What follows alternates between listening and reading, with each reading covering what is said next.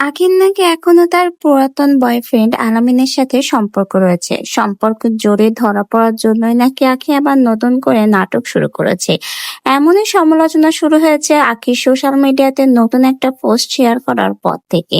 আখি তার সেই নতুন পোস্টে লিখেছে, আলামিন নামের কেউ আমাকে দয়া করে ফ্রেন্ড রিকোয়েস্ট দেওয়া থেকে বিরত থাকুন। কাল থেকে 4 জন রিকোয়েস্ট দিছে আলামিন নামের। আমি আলামিন নামের কারোর সাথে কথা বলতে চাই না। আর আখির এই পোস্টটা শেয়ার করার পরে অনেকেই বলেছে আখি নাকি এখনো গোপনে তার সেই এক্স বয়ফ্রেন্ড আলামিনের সাথে সম্পর্ক রেখেছে।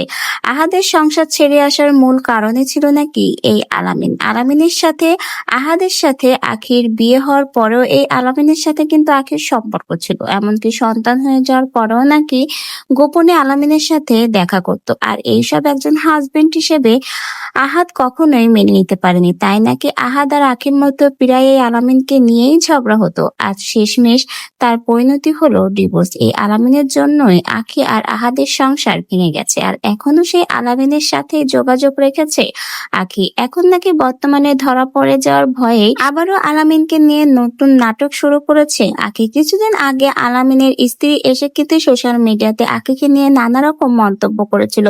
বলেছিল আলামিনের সাথে তার নাকি এখনো সম্পর্ক রয়েছে। আলামিন তাকে রেখে আখির সাথে গোপনে কথা বলে, দেখা করে। এসব নাকি একজন স্ত্রী হিসেবে আলামিনের স্ত্রী কখনোই মেনে নিতে পারেনি। সে সময়ও কিন্তু সোশ্যাল মিডিয়াতে আলামিন আর আখিকে নিয়ে বেশ কিছুদিন যাবতীয় চর্চা হয়। পরবর্তীতে যদিও আলামিন আর আখিকে আর একসাথে দেখা যায়নি, কিন্তু হঠাৎ করেই আবার সোশ্যাল মিডিয়াতে দেখা গেছে আখির আলামিনকে নিয়ে এই নতুন পোস্ট। আর এই পোস্টটা প্রকাশ হওয়ার পরে অনেকেই বলছে আখি নাকি এখনো তার সেই এক্স বয়ফ্রেন্ড আলামিনের সাথে গোপনে সম্পর্ক রেখেছে। আর সেটার জন্যই ধরা পড়ার ভয়ে আখি নাকি আবার নতুন নাটক শুরু করেছে।